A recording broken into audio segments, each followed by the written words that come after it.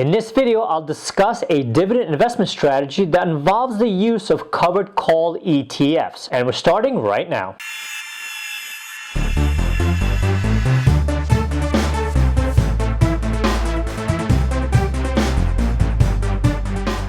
Hey guys, Elliot here. So the idea of dividend investing shouldn't really be new for most of you. For many dividend investors, the priority is the actual dividend income, with of course dividend growth and stock appreciation important considerations as well. Here I will introduce a true champion on the income side of things, and it is the covered call ETF. There are a handful of them out there, and they typically pay some rather impressive dividend returns. I'll explain what they are and discuss all the pros and cons. So let's get into it, and as always, if you enjoyed this video and find it useful, please consider subscribing to the channel. Helps me out a lot, and don't forget to smash that like button. So right off the bat, a covered call ETF needs to first be defined and then explained further, as these ETFs are not a commonly known financial tool, with most casual and even some serious investors completely unaware that they exist. So let's define what a covered call ETF is, starting with the easier part, the ETF.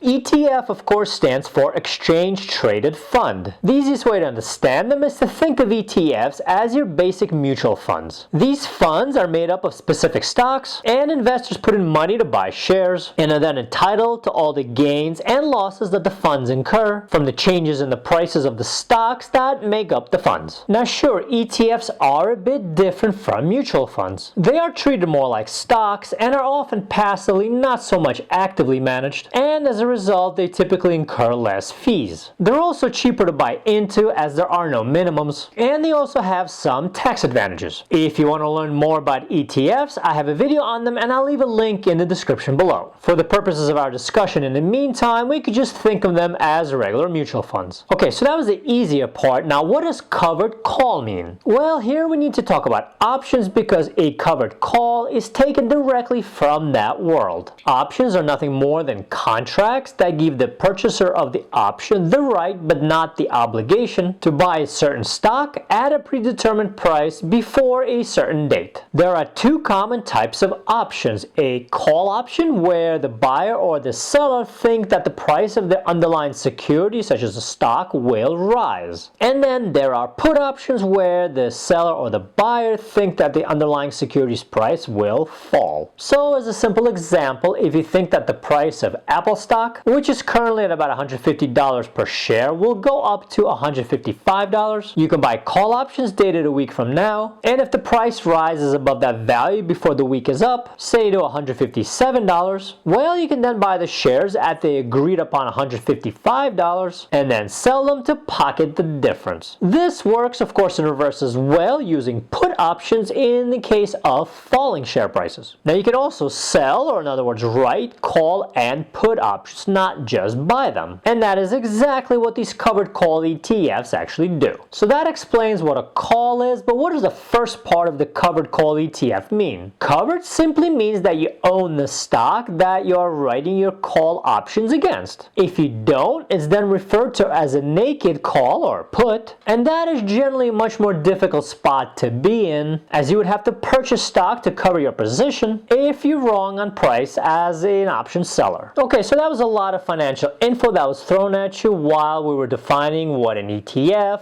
a call, and the word covered meant. Now let's put it all together. A covered call ETF purchases a large number of various stocks with at least 100 shares of each one, because that is the minimum needed to write an options contract against. In reality, of course, these funds own thousands upon thousands of shares to ensure that every option contract that they write will be a covered one. Then they pick target prices and target dates and write hundreds, if not thousands, of call options against their stock portfolio. These option contracts are snapped up by other investors in the marketplace who wish to speculate on price, or perhaps use these options in various hedging strategies of their own. Either way, all the buyers pay a set premium in order to acquire these option contracts. These are typically several dollars a piece, but the cost of the contracts does vary widely depending on the specific stock, and these premiums are exactly how covered call ETFs make their money. The reason behind this is that they get to keep their earned premium regardless of what happens to the price of the underlying stock. And these premiums get returned, minus any fees of course, right back to the investors in the form of dividends. Besides making money on the premiums, these funds also have some capital appreciation of the stocks in their portfolio, but this appreciation of course doesn't pay out any dividends, only the premiums do. Obviously, these funds are occasionally wrong in the price movements, and the price of the stocks end up being higher than the target strike price. In that case, the funds are forced to sell off that particular batch of shares at the lower price and buy them back at the higher price, thus losing some money. But they still keep the premiums no matter what, so the investors still get their dividend payments. As you can probably tell from what I just described, covered call ETFs are really good when the market is staying flat or only rising slightly or even falling, and there is relatively little volatility. This strategy makes far less money in a quickly rising bull market, as the price of the shares may rise and continuously beat the predictions, thus forcing a cycle of having to sell shares at a lower price point and buy them back at a higher price point. In case you were wondering, there are some covered call ETFs out there that also write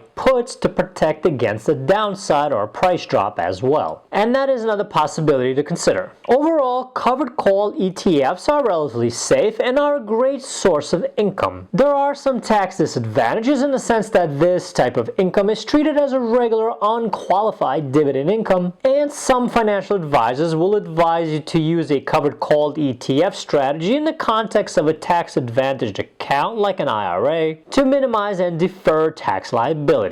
These ETFs do have expense ratios, so costs are another item to check to understand exactly how much this type of investment will cost you. However, for most people, the ultra high dividends paid and the monthly schedule of paying them more than outweighs the various disadvantages. So speaking of that dividend income, let's talk about exactly how much these funds pay out and list some of the better known covered call ETFs out there. In all cases, I would strongly encourage you to do your own research and to make sure that their performance and fees are in line with what you're looking to invest. And don't forget that you are investing in covered call ETFs primarily for their dividend income, and what you're giving up is the upside potential if the stocks that these funds hold rise dramatically in a bull market. Okay, so one of the better known names in the covered call ETF world is the Global X NASDAQ 100 ETF, ticker symbol QYLD, also pronounced as Q yield. As the name implies, this fund uses the tech-heavy NASDAQ 100 as the underlying index of choice. It pays out a 10.33% dividend yield and is currently valued at about $22 per share at the filming of this video. Another well-known covered call ETF is the Global X S&P 500 ETF, ticker symbol XYLD or X yield. It follows the S&P 500 as the index of choice and pays out 9.11 dividend yield while trading at about $50 per share at the time of this video. Finally, we have the Global X Russell 2000 ETF, ticker symbol RYLD or R yield, and as you can probably guess, it follows the Russell 2000 index. This ETF pays out around 11.84% and the shares are about $25 a piece at the time of this video. All three of these funds have expense ratios of around 0.60%, which is pretty good, and this is due to them being passively managed. There are of course other options besides the three funds I just mentioned, and a total of 23 covered call ETFs that are US based are currently recognized by the SEC. There are a few global and a few Canadian ones as well. Most do distribute their dividends monthly, but quarterly schedules also exist. There are also a number of actively managed, also called discretionary funds, and they have managers picking the stocks and which ones to write the call options against, versus a passive strategy where the fund automatically writes options against stocks in an index. However, just like with regular mutual funds and ETFs, The performances of actively managed ETFs or funds may or may not be better than their passive cousins. So check the 1-year trailing returns carefully before investing. Just one example of a managed fund is the JP Morgan Equity Premium Income ETF, ticker symbol JEPI or JEPI. The fund pays out 7.36% and the shares are currently around $61 a piece at the time of this video. So that was a quick primer on covered called ETFs, especially for those viewers that have never heard of them before. Don't forget to do your own research to make sure these covered call ETF investments are right for you personally. Okay, so if you enjoyed this video and found it useful, please do subscribe to the channel and turn on notifications so you don't miss any upcoming videos just like this one. Thanks for watching and I'll see you guys soon.